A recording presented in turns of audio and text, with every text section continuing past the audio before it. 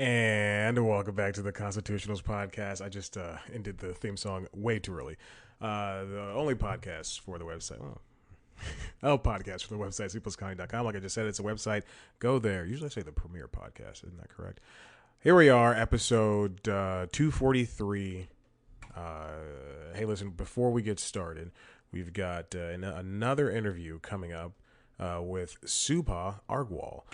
This comedian can be found doing her thing at a new stand-up special album, called Dog Show. It's got her. If you're looking at the video, you're not looking at the video. Hold on. No one can see what I'm seeing, not even the video viewers. There's the Dog Show. She's squatting with the dog. Dog's next to her. Big sign, Dog Show. Her name's on top, Subhah Argwal. And dogs panting and stuff on top on the album cover. That's the word I was looking for. Album cover, 243, Constitutionals podcast. Subhah is a very funny comedian, very young, very young. That's a weird way to describe it. It's like a very young comedian, very funny young comedian. She's got talking about, the typical things that young women comedians talk about, but she puts her own spin on it. I enjoyed her. She's very energetic, very active.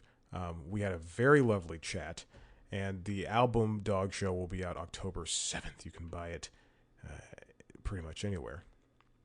You know Subhah from Arsenio Live on Netflix, the Jim Jeffries Show on Comedy Central. She also did Plan B, the movie on Hulu, Comedy Knockout on True TV. She did her late night debut with A Little Late with Lily Singh, which is a show that, true or false, I may have written a packet for. Did. And we see where that show ended up when it did not hire me. I was looking at the packet that I wrote just this week. This is about Subhah. Never mind. She's been doing comedy for about 15 years. She did it when she was in high school, like a young Pete Davidson. She goes between Los Angeles and New York. She's great. I think she's truly just a very nice spirited person to talk to. Her Instagram is popping. She's engaged or married, one of those. She has a podcast. Let me double check what that podcast is called. I was just looking at it. Followed by Ron Funches. We share the same follower. Yeah, there's a web series that just launched, Downward Mango, and here's the podcast. I found it. Family Gems. It is by the Anchor Network. Also, one more true or false. True or false. The Anchor app on my iPad would not update, which means I could not have the music I needed. It is loaded on a computer, but it will not play from the computer because I can't do that because I'm stupid. Anyway, Family Gems is also available wherever you get podcasts, and you can find Subhah on Instagram at SUBHAHA. Yeah, that's good. But on Twitter, it's SUBHAH. And I assume Facebook will just be her name. Anyway, Dog Show. Here's the interview between me and Subhah Argwal. Wait. You could enjoy.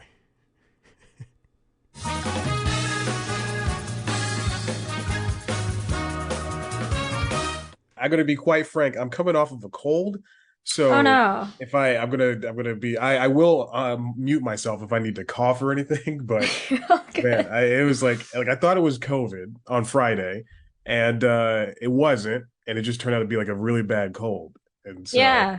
You forget that those exist. yeah. Everything that happens to you, you're like, oh shit, this is COVID. Oh my god, this is COVID. I stubbed my toe. It's COVID. It sucks. They're like, no, that's acne. I'm like, I'm pretty sure it's COVID. Right. I'm pretty sure this right here is COVID. Uh, also, congratulations on the new album. It's Oh, thank you. Thank you. I'm very excited. that's a feat that people don't.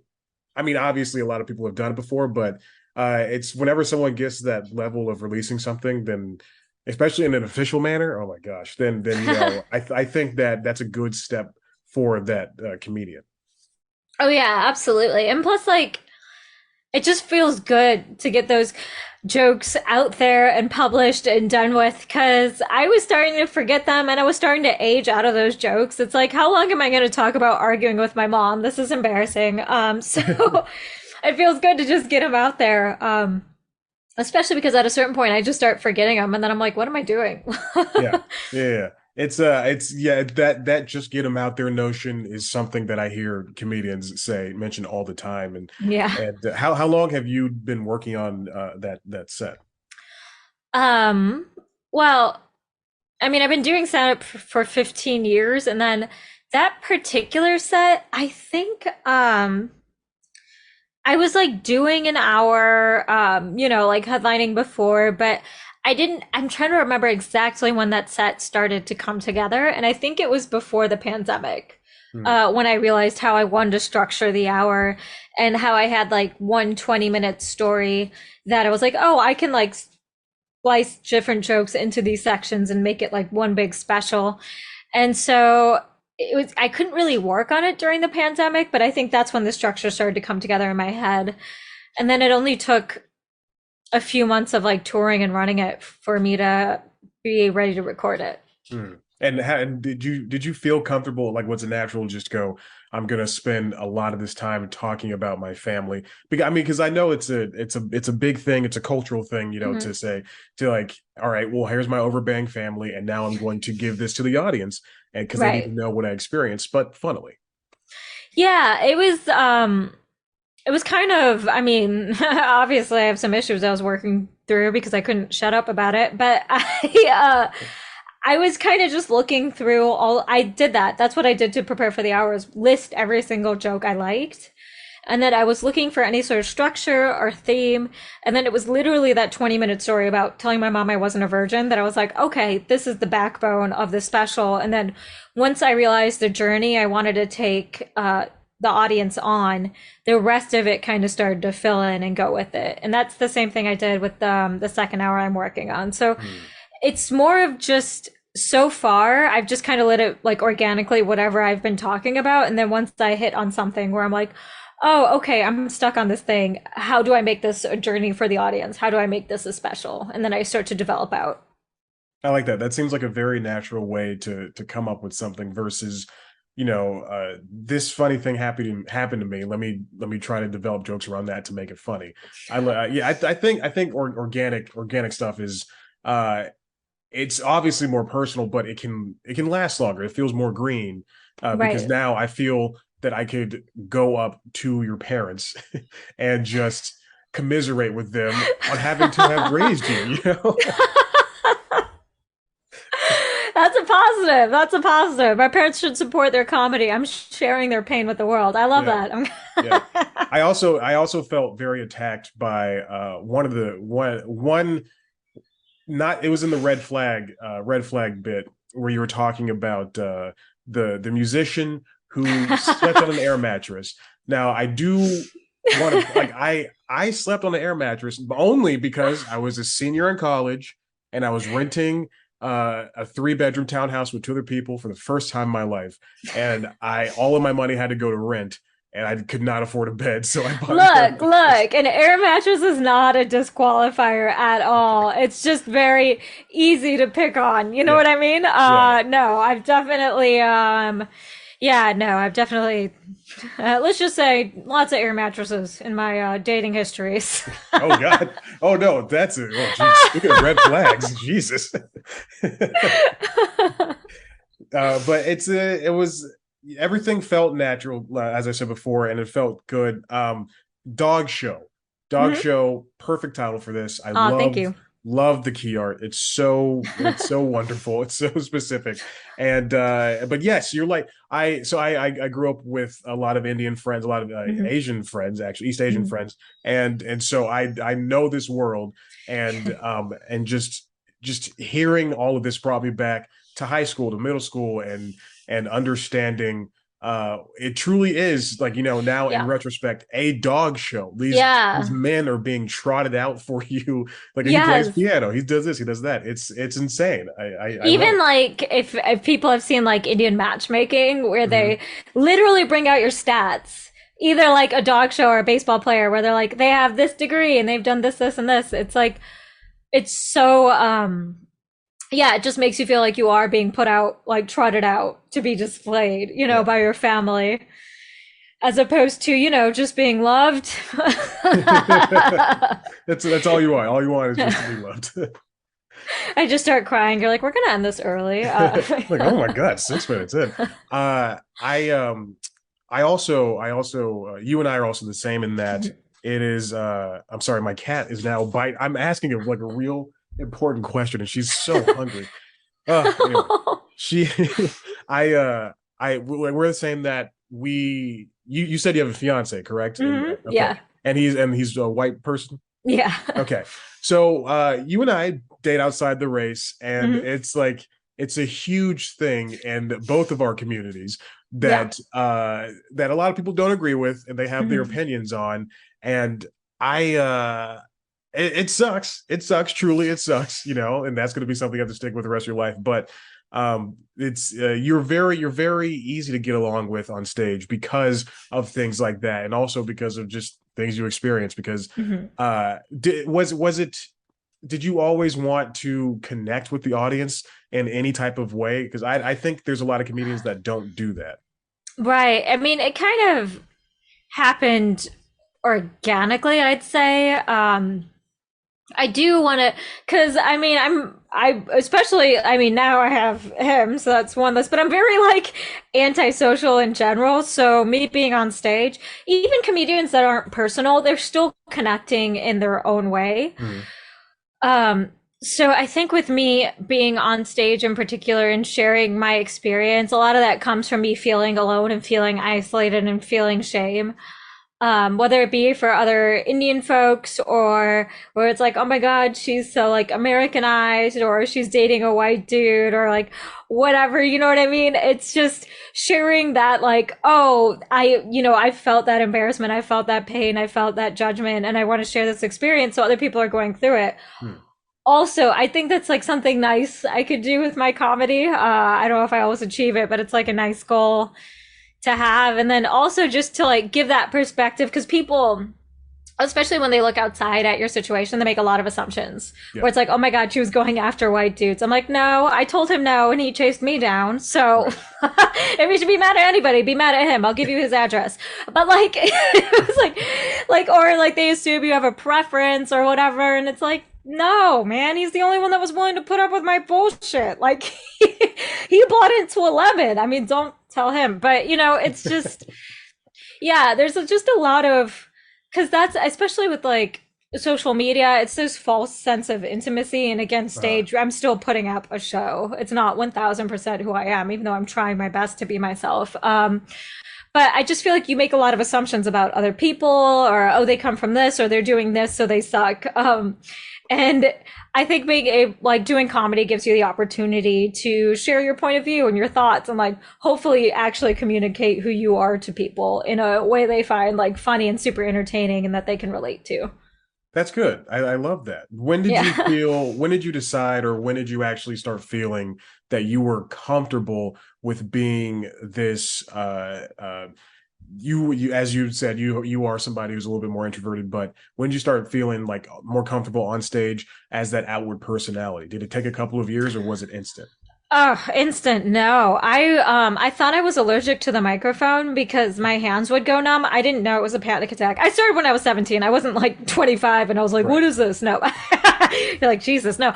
I didn't know what a panic attack was. I was literally having a panic attack for the first 5 years of me doing stand-up comedy. Huh. But in terms of just having to be honest and authentic, part of, because I started comedy because there was this comedian named Russell Peters who all of the Indian kids liked, and I wanted them to like me. They didn't like me because they didn't think I was Indian enough, basically. So I was trying to be like him, and I was like telling jokes about Indian people. And the thing is, I started comedy at a place called Pressure Cafe that is in a very Indian part of Chicago. Hmm. So literally, like groups of Indian folks would come in and then just stare at me stone faced and be like, oh, this bitch has no idea what she's talking about. And I'm like, oh, I don't know what I'm talking about. You know what I mean? And it was kind of like a moment in my head where I was like, oh, I have to authentically be myself and say what I believe, or these people see straight through me. So that's kind of like how that happened, where I was like, okay, well, then I guess I'll just talk about what I know and what I think and what I believe, because I can't be this person that I think they want me to be, because I'm not, and they can see through it. Wow, I can't imagine it, like just going to a place where, you know, theoretically you should kill. It's I've done, you know, I did stand up when I started this stupid website for a little bit, just so because I never thought I never wanted to do a career out of it. I just wanted to try it. Hmm. And I so I'm in Atlanta, and I would go to places around the city or around, you know, the suburbs I was in at that point in time, and, you know, just playing to mixed crowds, Hmm. sometimes like a lot of conservative crowds, because it's the South. And it just I remember one time doing an open mic, and this guy he was doing all impressions. He was like Jay Farrow, except he had no jokes behind his impressions. It was like, what if Eddie Murphy walked in here? It'd be like this, and he would do like it Yeah. sucked so much ass. But I remember like people going wild for him, and then Oh yeah. the next, and everybody before him died. Like no one laughed at anyone else's stuff. And then the woman that came after that guy, she was like, where my Republicans at? And everybody like cheered, and I realized that the crowd was there for her, and Mm. they laughed at her stuff. So like the Impressionists, they liked this girl who did, I think, only conservative based comedy. And then I went up there, and I'm not very fun. I'm not like a funniest person. I'm not even very funny, but I went up there and I friggin' bombed.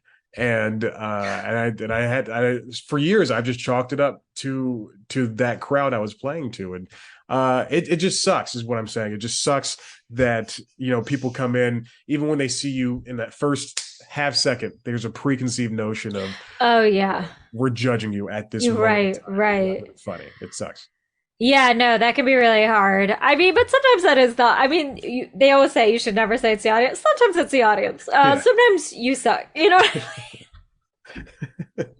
It's, it's, yeah, no, it does suck. And I used to, it's gotten better, but I used to have to address being an Indian woman on stage, mm, because they would just stare at me like I was a dog that stood up on its hind legs and just started talking. And I was like, I have to be like, well, I'm a talking dog. Let's go solve some mysteries or whatever the hell. Like I had to acknowledge it because there was this tension. ugh. But that was like 15 years ago, and now it's less and less. Like I Yeah. almost never see it. And when I do see it, it's startling to me, where it's just like a look of shock on people's faces, where they're like, this is a comedian, but now like there's so much diversity in like what people see a comedian is. Like um thanks to people like Ali Wong and shit like that. Mhm. It's like really opened up people's perspectives. So I've had to address it less and less, which is nice.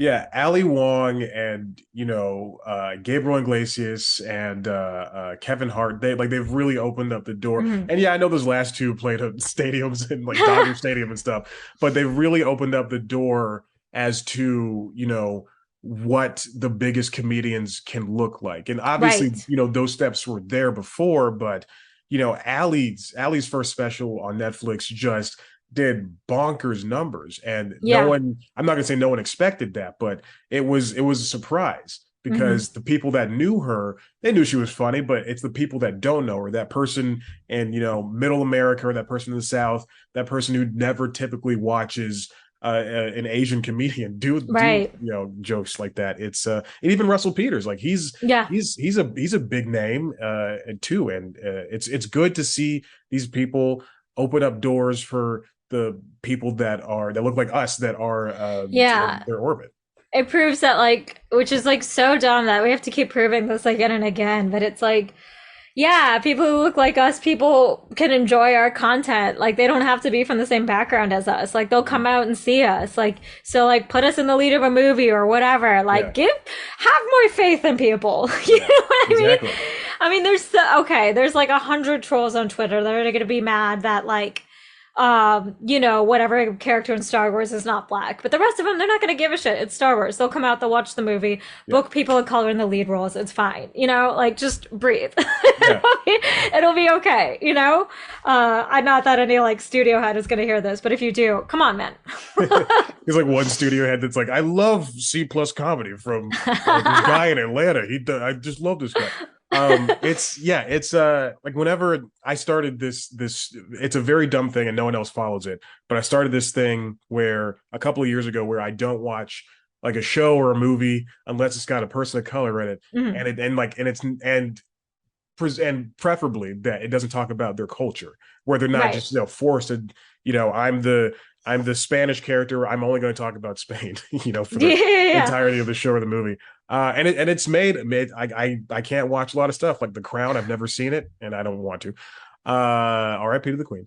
But but there's just a bunch of things I've never seen. And to that end, when I pull up Variety or the Hollywood Reporter or Deadline and I see, this person was cast in this movie and they add like 5 white names and then like 1 brown person, I go, really? I mean, unless there's a line that says get your beautiful white ass over here, they like that person, Yeah. like another It- person could have taken one of those white roles. It sucks. yeah. Wasn't Michael B. Jordan talking about that with like Fahrenheit 451 or some shit?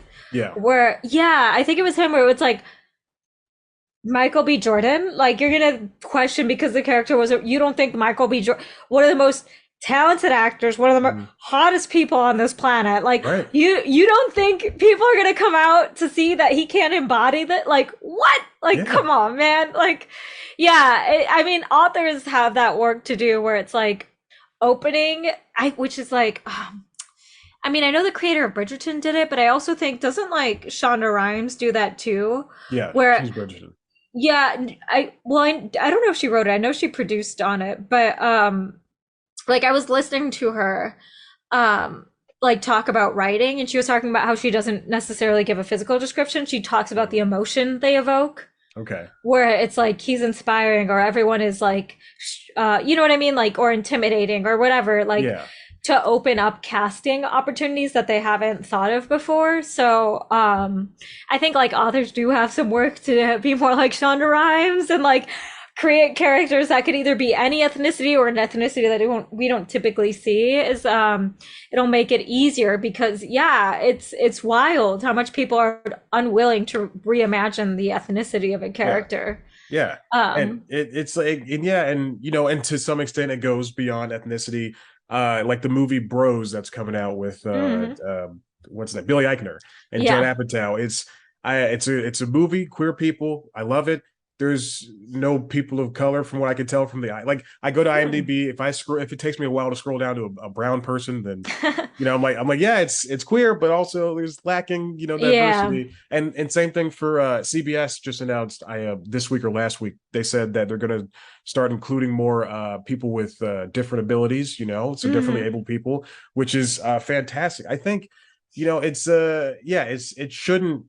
it shouldn't be this difficult to get people Yeah. who don't look necessarily normal or speak the same or whatever. And when the Emmys came last night, when Squid Game won those roles, I was so excited because it was awards, because it's good to see, just something that wasn't born out of English, Yeah. and that wasn't born out of Yeah. some white man's fever dream too. And I love white people. I'm not saying, I love the women. I love the white women too, it's just good to see these things. I love all women. No discrimination here. My cat's a woman. But it's good to see these things, Yeah, no, survive. and I feel you. And I always try to like be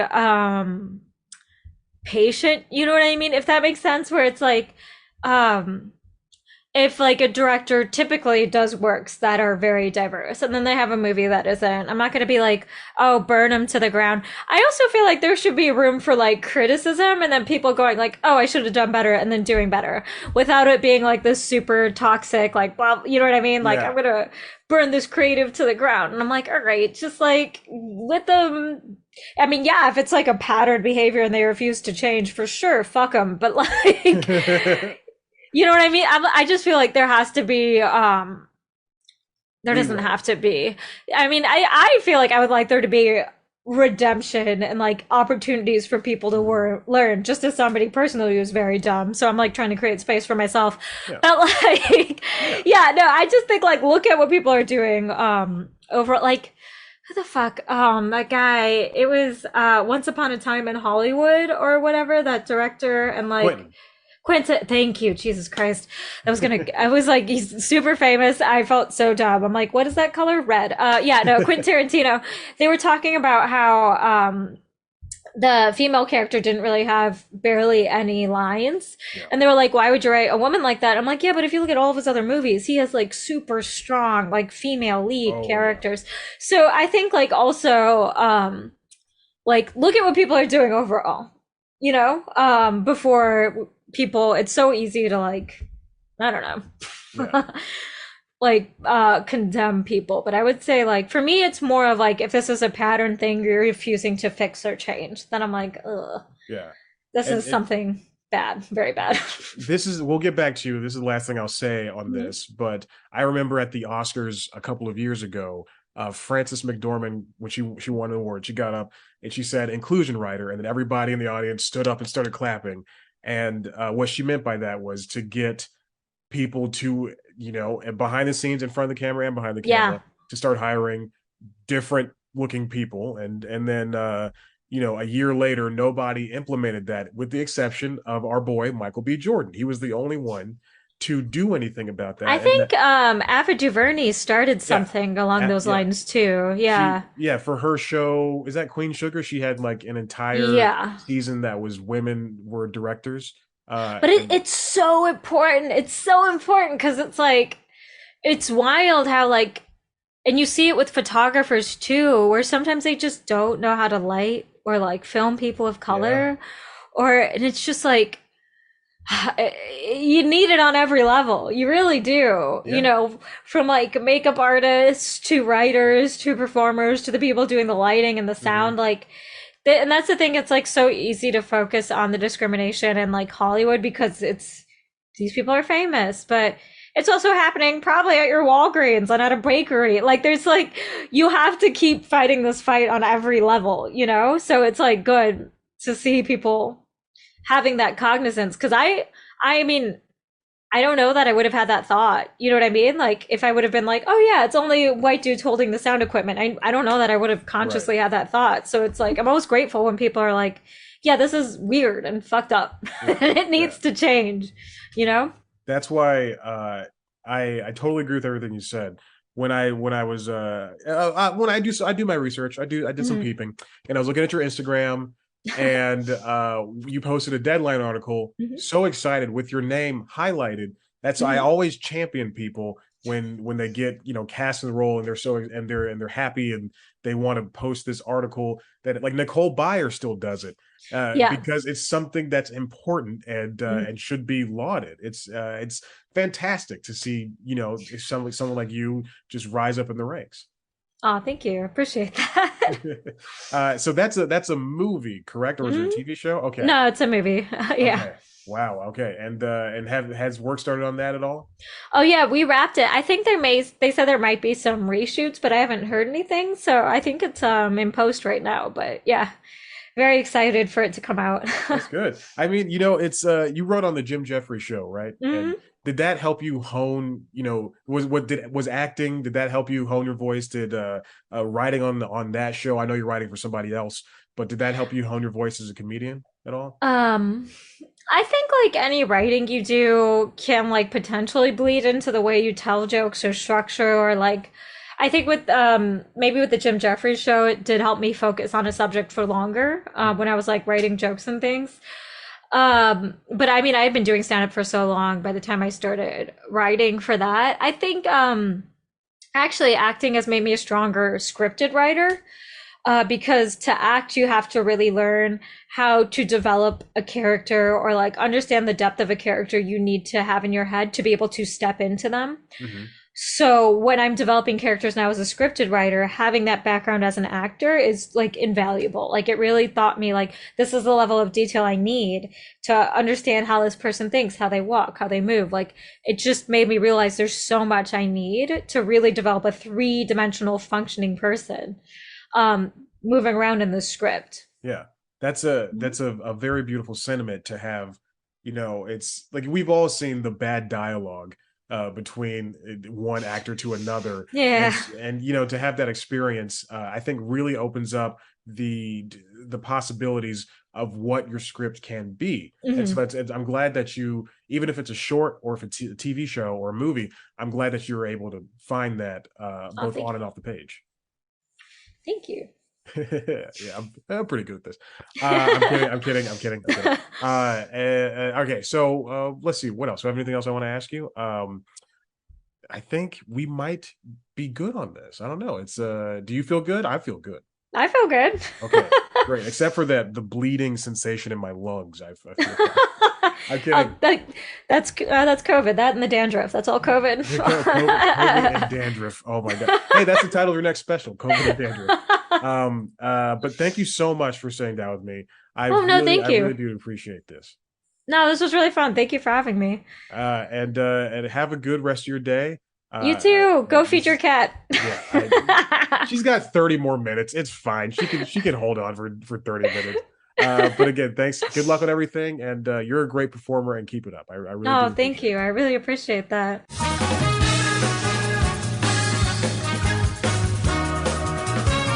And we're back to the show. Oh man, I haven't done this in a long time. But sometimes that's what you gotta do. If you're still here, and I don't know why you would have stayed, we're gonna do the rest of the show. 2:43. What have I been doing with my time not doing things? Not doing this show. Hold on, I'm submitting my timesheet for work. That's a very true thing I just did. I have a reminder every Friday at 4:00 to do the timesheet, and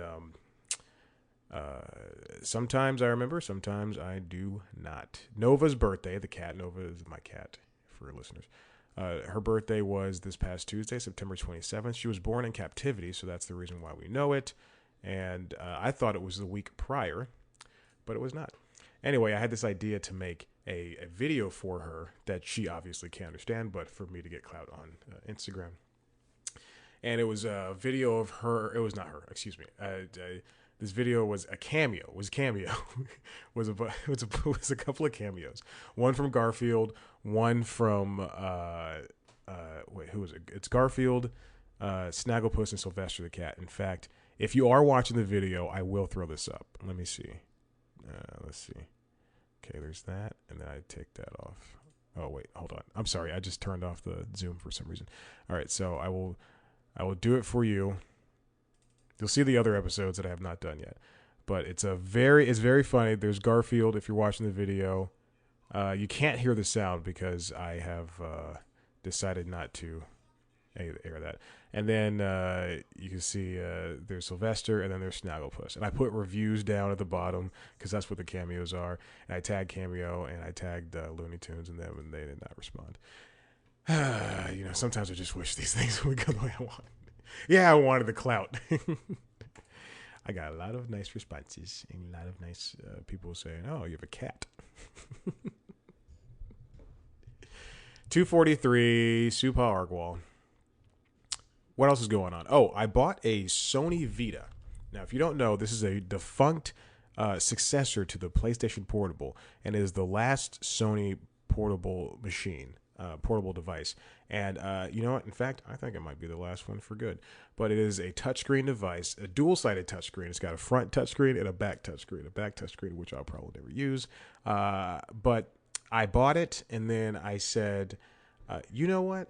I thought I have a list. I have a list on my Notion account, and I promise we'll get to the episode. I have a list on my Notion account that is truly just video games. There's video games I want to collect and buy. I don't want to collect video games. There's video games I just want to have in my life again.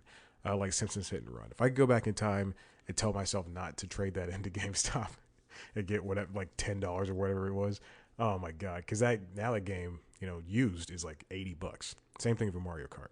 Also, Mario Kart Double Dash. I have Mario Kart Ultimate on Switch.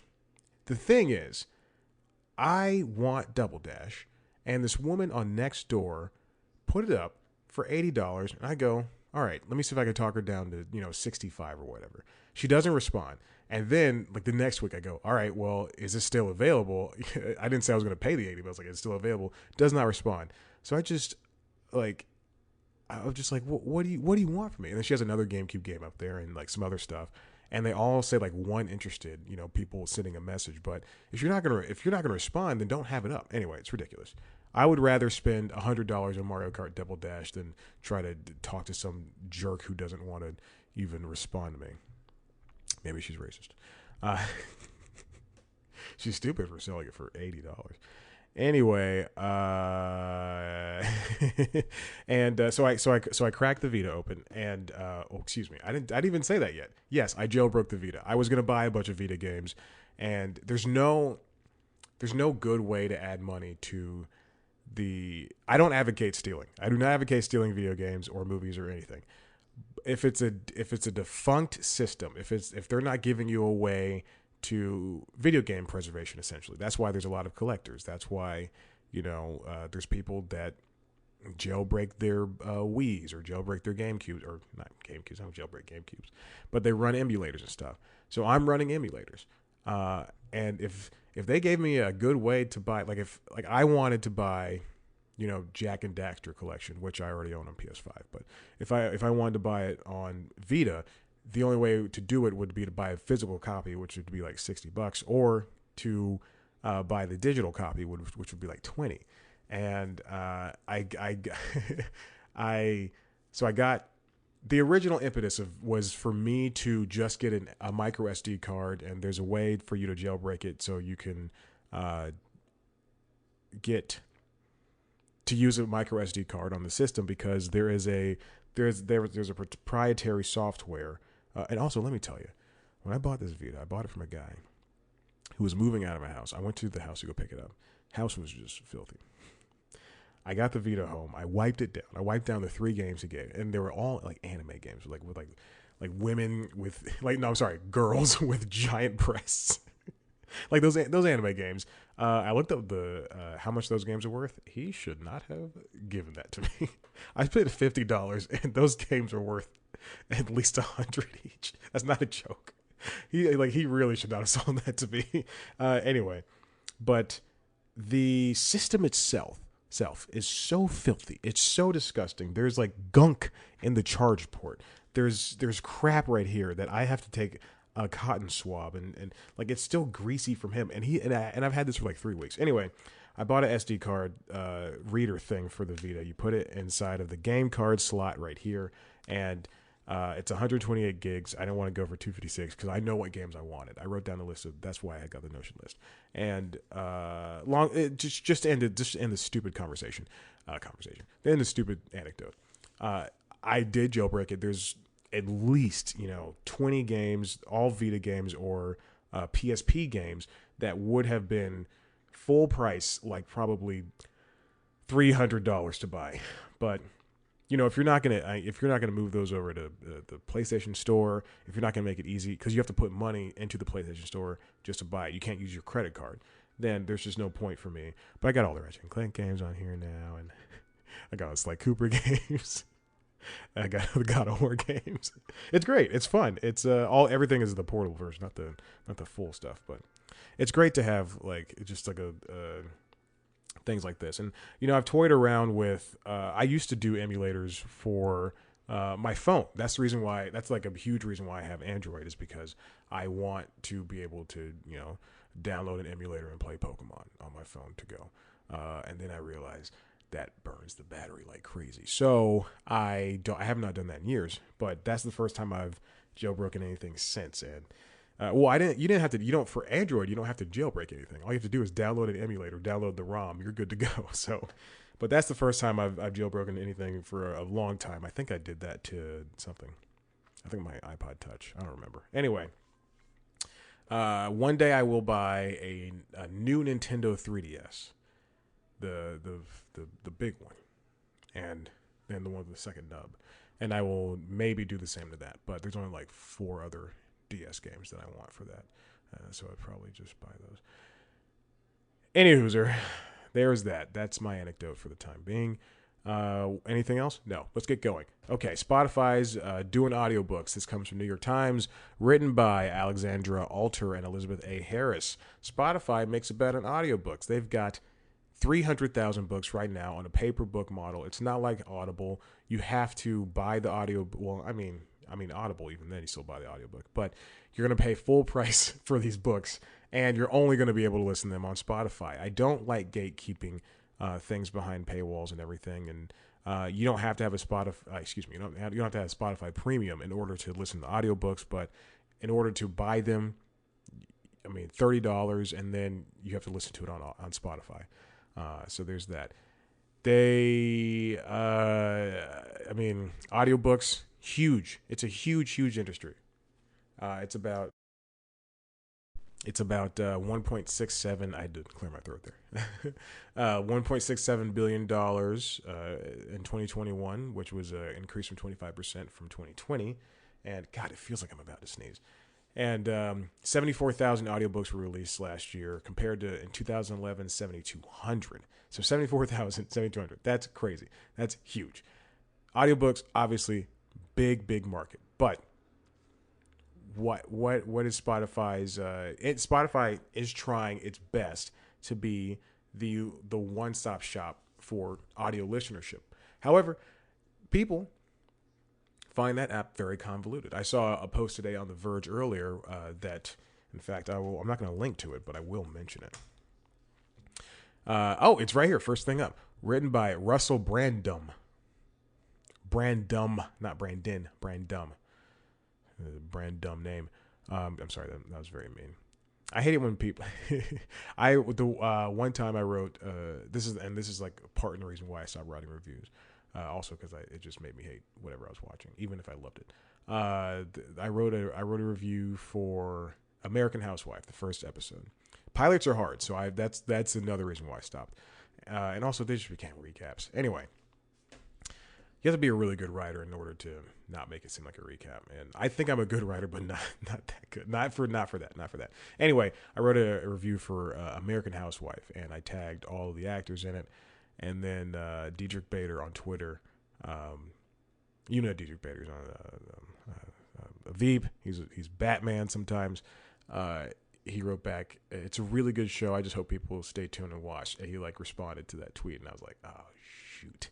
And then there's all these responses, and one of the responses said, "More like D plus comedy, right?" So I'm not gonna make fun of anyone's name. Sorry, Brandon. Jeez. Russell Brandum. Sorry. That was not a joke. Anyway, Spotify keeps making it harder for me to listen to music. And Russell's correct. It is just the most, it's a feature rich app, but it is so uncompelling to listen to anything on there, especially if you're a free listener. They make it so difficult to listen to anything or to find anything. They keep pushing premium on you. But even when you're premium and you have all that stuff, you have audiobooks, you got podcasts, which they want to do a big push on. I just want the music. That's why, Apple has Apple Music and Apple Podcasts, and then they have books. Yes, I know it's 3 different apps, but they work. Still, the Apple Music app is very convoluted. None of these apps are good to look at. I think YouTube Music is too plain, Spotify is too busy, and Apple Music, there's too much configuration between all of it. Speaking of Apple Music, let's go on to Alex Weprin over at The Hollywood Reporter. They're hosting the They're now the owners of the halftime show, the Super Bowl halftime show. TM, that is a thing that's happening. This is a great buy for them. Starting in February 2023 at the next Super Bowl show, Super Bowl series, Apple Music is going to be the partner. Apple Music is going to be throwing it along, and Rihanna is going to be there. Let me tell you how I found out. I woke up one morning. I went to the gym. It was 4 o'clock. I went to the gym. I do go to the gym at 4. I wake up 4 o'clock in the morning. I go to the gym. And I open Apple Music because that's what I have right now. I have a 6-month subscription for $1 from Best Buy. It was a good buy. It was the best buy.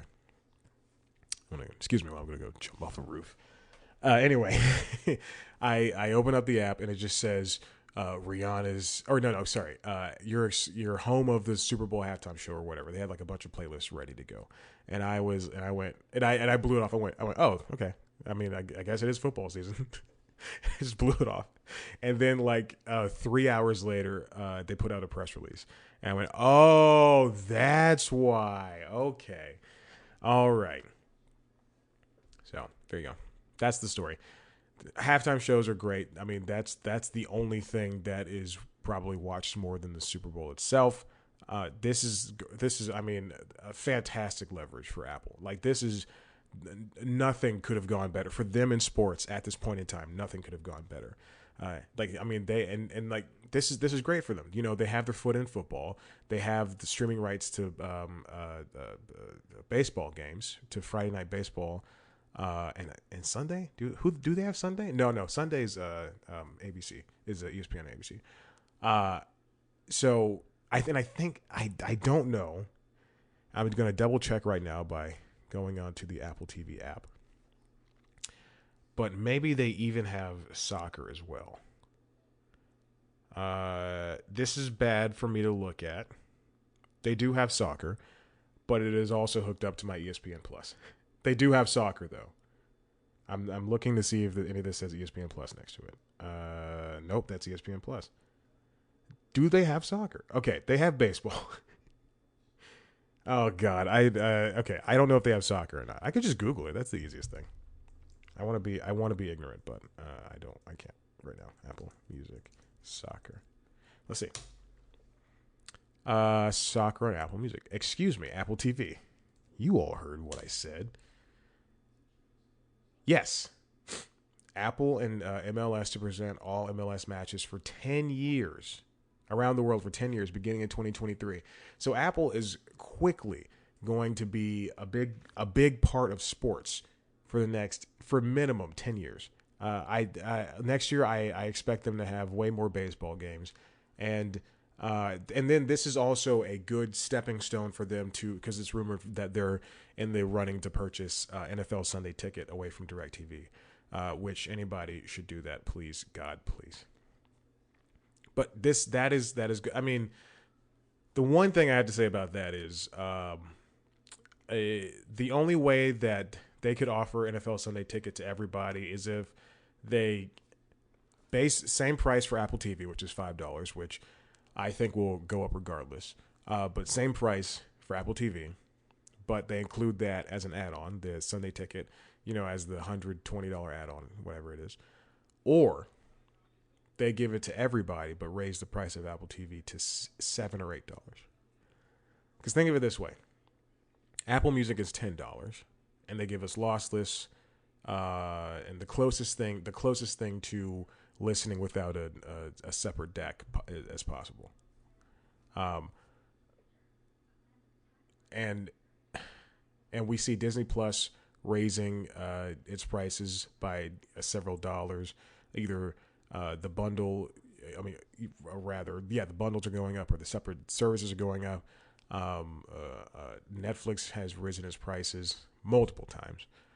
So it's only a matter of time before Apple TV has to raise its price from that entry fee of $5, which is a great price. Set it and forget it, and it's got a lot of good shows on there. Movies, not so much. It's very true. Movies suck. But speaking of sports, we're going to move on to The Athletic. I got to utilize this $28 per month New York Times subscription. Got to read The Athletic too. Written by Mike Vorkunov. Sounds Russian. NBA launching new app for all of its content, including League Pass. This is a sports-heavy episode. Sports. Go sports. Garfunkel and Oates. NBA's got a newly designed app that came out on Android and iOS, probably just iOS, and knowing how people freaking develop.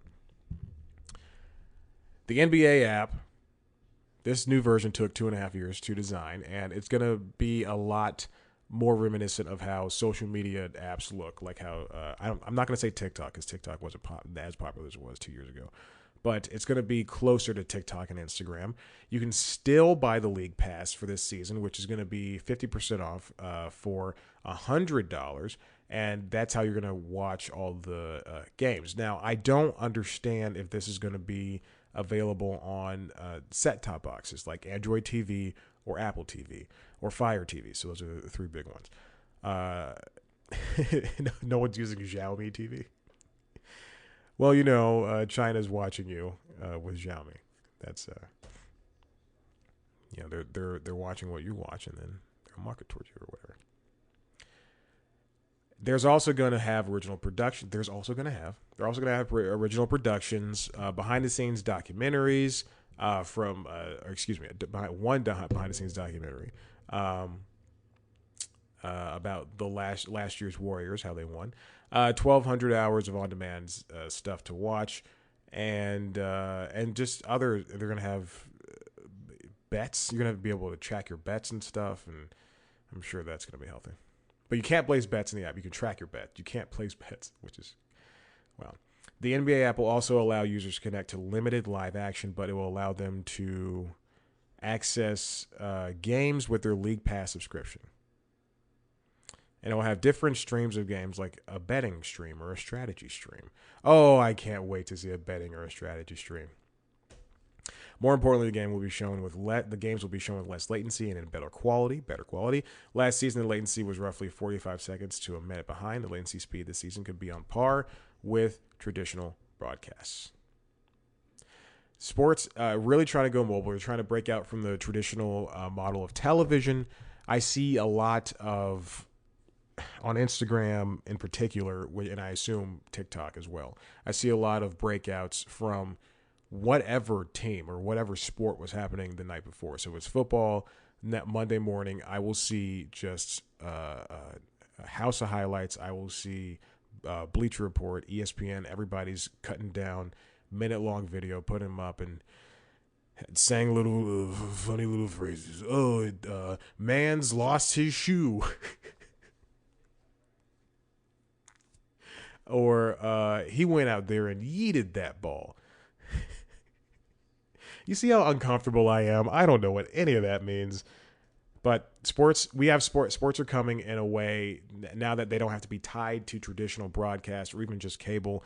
There's a way that streaming and social media can help it. That only those things can.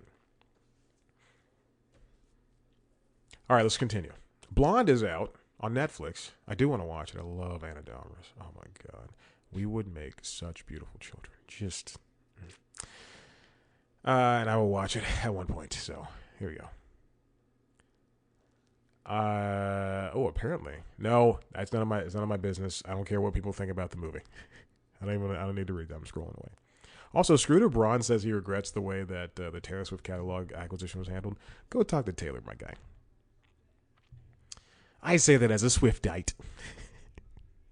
This next one comes from Cynthia Littleton from Variety. Mainstream Hollywood damages its profit potential by largely ignoring Latinx stories and audiences study. I also want to comment on this other one, bring these both up at the same time. Malala, if you remember, Malala Yousafzai is the teenage, now young adult woman, a Muslim woman who stands up for women and people of color. She's great. This comes from Variety, also written by Minori Ravindran and E.J. Penaligan. Malala calls out Hollywood, Muslim actors only make up 1% of popular TV series leads. Okay. So barring shows like Rami and barring shows like One Day at a Time, there's there's not a lot of stories from this sector of brown from these sectors rather of brown people, from Latinos and from Muslims and with the last couple of years of it being Black Lives Matter and then Stop Asian Hate, there obviously is going to be sectors of people who are left out. I'm not saying those, some incel white dude who's like, they're not making shows about white people. I mean, Don't Worry, Darling is a movie full about white people. It's funny how, and I'm gonna dance right past this because I really don't like Olivia Wilde that much. But it's funny how she,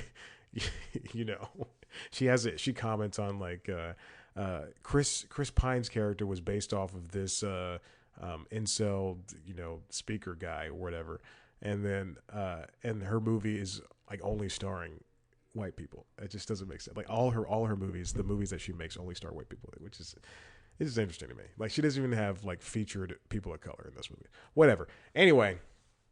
So this is that's what I'm getting at. We're lacking these stories for brown people, and now more in particular these the stories with Latino people as well as stories with Muslim people. Rami is out there. Rami and now Mo on Netflix, which is also created by Rami. Those are like we just have a handful of shows between either of these, and there's in a couple of years the Latin, I don't want to say Latinx because I don't like Latinx. Latinos are going to be I don't want to say dominant, but like a majority of the country, and population wise, the Latino population is just growing. It's just booming. There needs to be representation on screen for these people that don't get this much of a chance, And what's more, at present. Oh, and this is the nonprofit who did the study, Latino Donor Collaborative. They released the study on Tuesday that talks about how little progress Latinx talent has made in TV shows and movies for the past 5 years. At present, Latinx communities make up about 19% of the U.S. in 2020. That's going to grow considerably, obviously, and it's gonna be great. I love it. I can't wait. Get these incel white dudes out of here, getting mad because there's black elves in Lord of the Rings. Jesus Christ. Anyway. Only 3.1% of TV series featured a Latinx lead or co-lead character, and of those, only 1.3% were what the report describes as positive portrayals.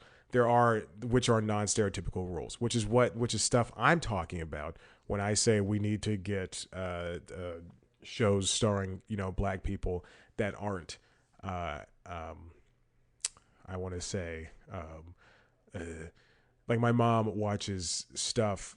She has my Netflix login, and she'll only watch things that are like he betrayed me, or I make this joke to her all the time, or like she'll watch something on BET Plus like The Lives We Lived, and it's just all this stuff that is just so stereotypical. Like why can't there be shows? And then to that extent, even on FX, Atlanta's got to be a show that has to talk about race all the time, which is like the reason I stopped watching it.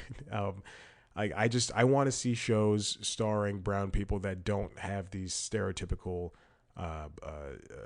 characters in them all the time, or stereotypical titles or roles or anything. Like looking at this Latinx representation in the film and TV, they had to be the stereotypical roles include like drug dealers and prostitutes and housekeepers and nannies or maids. Why is it that always has to be that? And then finally when there's a chance for something to be made, it has to be stuck in those stereotypical roles. Like, oh, this is going to be a show built we're going to be talking about the hate and everything, but we don't have to do that. We don't have to. There's already obviously other stuff doing it, other shows and movies doing it. Why can't we not? Just saying. In 2019, U.S. Latinos accounted for 23% of all moviegoers and purchased 29%, $2.9 billion, of all box office tickets sold for English language films. August, representation in films released through August of this year stood about 5.2% of lead characters and 2.6% of directors. That includes people like Guillermo del Toro, who I also have a problem with. He's Mexican director. His last couple of movies, and I know this is true because I just looked it up on Wikipedia, because I was looking up the trailer for his new show on Netflix, and then I was like, well, he hasn't done anything with brown people. The last time he had a brown, any actors of color, let's just say that, in a movie was Pacific Rim, and that was 2013. He's done like 4 movies since then, 4 or 5 movies since then, and like a couple of TV shows. It's just ridiculous to me how like he has fallen into this this well of, oh, I'm going to use white actors. And the same thing for Bros. I want to see Bros. I love Judd Apatow. I think Nick Stoller's a great director, and I think Billy Eichner's a very funny guy. My problem is all the trailers up until the stuff that I saw maybe in August were pointing to this is a rom-com. Yeah, it's about gay people. This is a rom-com about gay people. There's no brown people in it. And it's just, I was talking to somebody this morning who is of the LGBTQ variety, and who was a black male in the LGBTQ variety, and we both agreed, like, it just sucks that there's no brown people in the movie. Now he's gonna go see it because he's gay. He's got to support those homosexuals.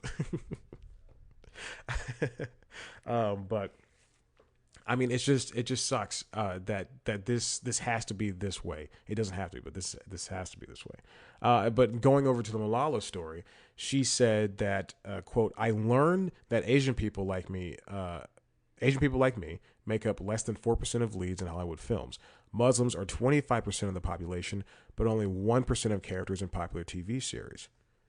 I mean, isn't that just horrific? Like if there were, you know, let's go back to these incel white people, white dudes. I'm gonna say white people. If they just made me laugh. If there were movies like Moonlight, if every race had a movie like Moonlight, or you know what, let's just say this, if every Marvel Disney movie that came out only had brown people in it, they would be pissed. They'd be like, well, Spider-Man is supposed to be white, Peter Parker's supposed to be white, Iron Man's supposed to be like, wouldn't that piss them off? I mean, look at I was about to curse. Look at Ariel. They're mad at Ariel. They're mad at the elves in Lord of the Rings. They're mad at is anyone mad at Bridgerton? How dare those black princes touch the supple white bodies of those white princesses?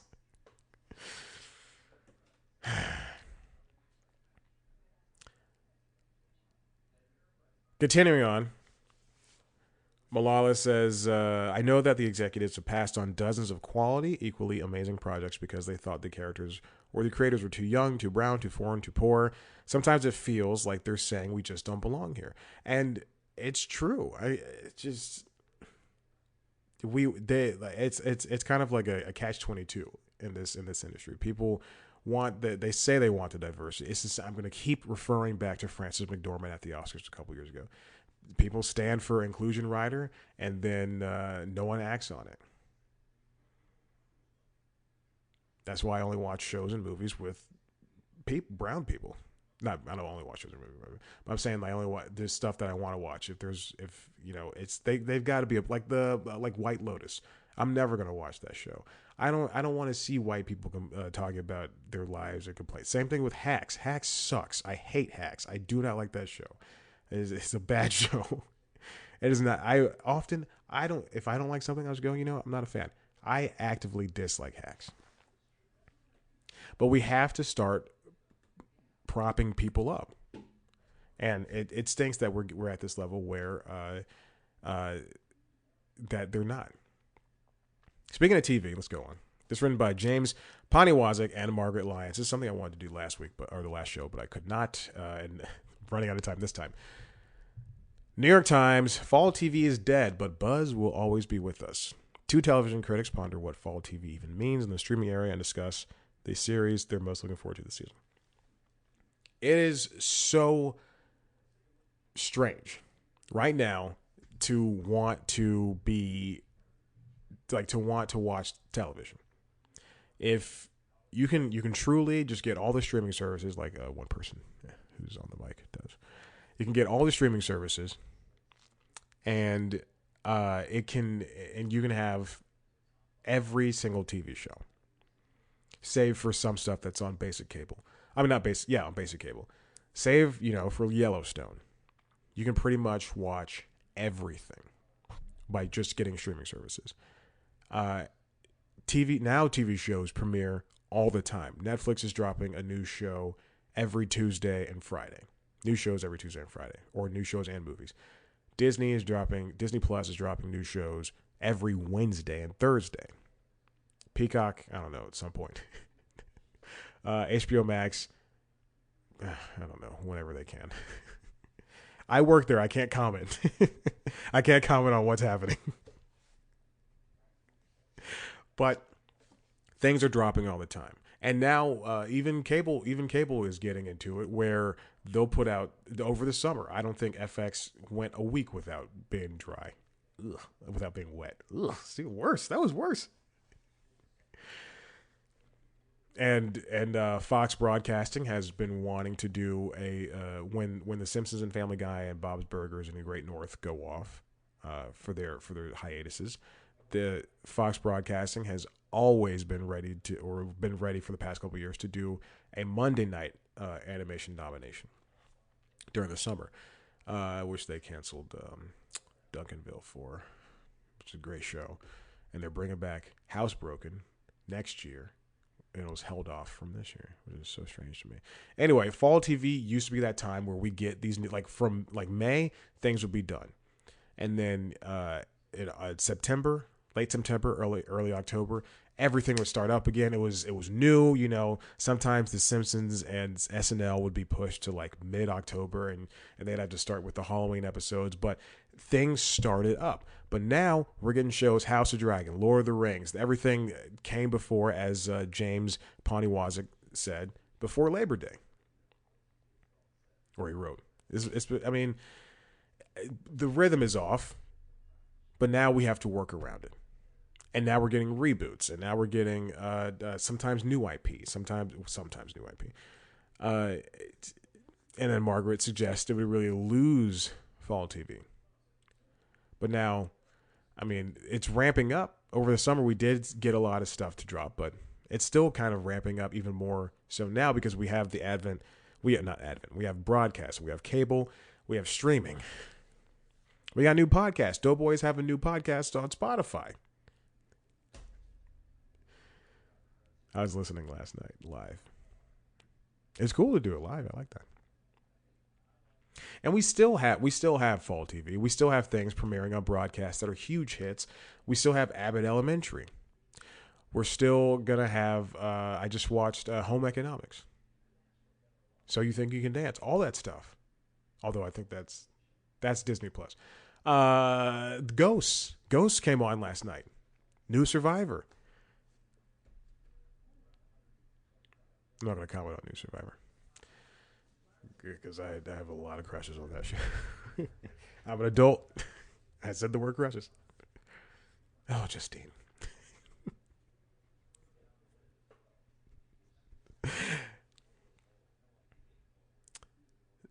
So, all right. So in the end, where does that leave us with this world of fall TV? Do we still have those traditional models of fall TV, of the winter break that usually happens? You know what? I think those are still there. The same way I think that the traditional model of television of one episode a week is better than binge watching everything.